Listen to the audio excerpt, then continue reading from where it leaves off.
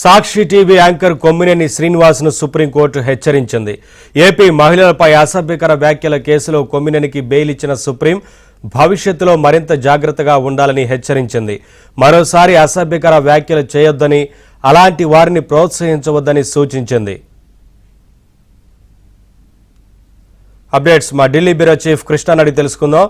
కృష్ణ, నవీన్, సాక్షి debate లో అమరావతిపై చేసినటువంటి అసభ్యకర వ్యాఖ్యల కేసులో సాక్షి యాంకర్ కొమ్మినేని శ్రీనివాసరావుకి సుప్రీంకోర్టులో ఊరట లభించింది.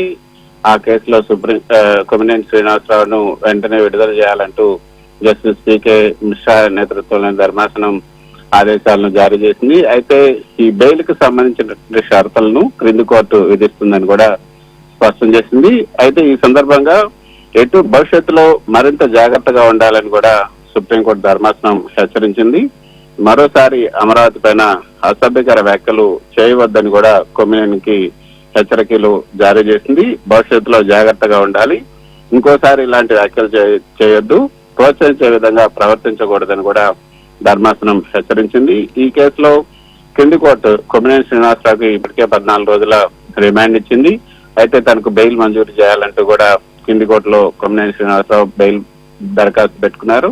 అయితే ఆ పిటిషన్ పైన ఇంకా అక్కడ పెండింగ్ లో ఉండగానే ఆయన సుప్రీంకోర్టును ఆశ్రయించారు. సుప్రీంకోర్టును ఆశ్రయించినప్పుడు ఈ రోజు జస్టిస్ పీకే మిశ్రా నేతృత్వం ధర్మాసనం విచారణకు వచ్చినప్పుడు కొమ్మినేని శ్రీనివాసరావు తరఫున సీనియర్ లాయర్ సిద్ధార్థ దవే హాజరయ్యారు.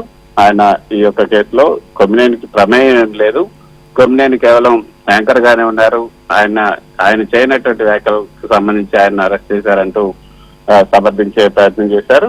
అయితే ఇది కింది కోర్టుకే వెళ్లాలని సూచించాలి.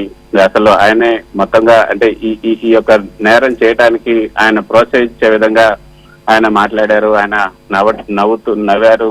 అదే కాకుండా ఇటువంటి వ్యాఖ్యలు తను కూడా చూశానని కూడా చెప్పారు. సో అటువంటి వ్యాఖ్యలు ఏమి ఎక్కడా కూడా ఏ పేపర్లో కూడా రాలేదు అంటూ ప్రభుత్వం తరఫున సీనియర్ న్యాయవాది ముకుల్ రోహత్గి, అదేవిధంగా సిద్ధార్థ లోత్రా కూడా హాజరై కోర్టు చెప్పారు. అయితే యాంకర్ యొక్క ప్రమేయం ఉన్నా లేకపోయినా ఇటువంటి వ్యాఖ్యలు రాకుండా జాగ్రత్త తీసుకోవాల్సినటువంటి అవసరం ఉంది. భవిష్యత్తులో ఇటువంటి వాటిని ప్రోత్సహించే విధంగా ప్రవర్తించకూడదంటూ హెచ్చరించినటువంటి ధర్మాసనం కొమ్మినేని శ్రీనివాసరావును వెంటనే విడుదల చేయాలని ఆదేశాలు జారీ చేసింది. నవీన్, కృష్ణరాజు వ్యవహారానికి సంబంధించి కొమ్మినేని తరపున లాయర్ అంటే ఆ సందర్భంలో ఏం మాట్లాడారు? వ్యాఖ్యలు చేస్తున్నప్పటికీ ఆయన ఖండించకపోవడం, పైగా నవ్వుతూ వదిలేయడం లాంటివి జరిగాయి కదా కృష్ణ.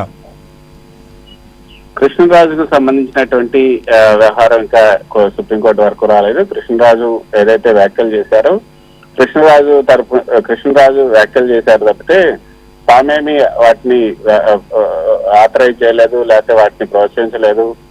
ఇవి తాము చేసినటువంటి వ్యాఖ్యలు కాదు. కాబట్టి ప్యానెల్లో పాల్గొన్నటువంటి ఒక ప్రతినిధి చేసినటువంటి వ్యాఖ్యలను తనకు ఆపాదించారు.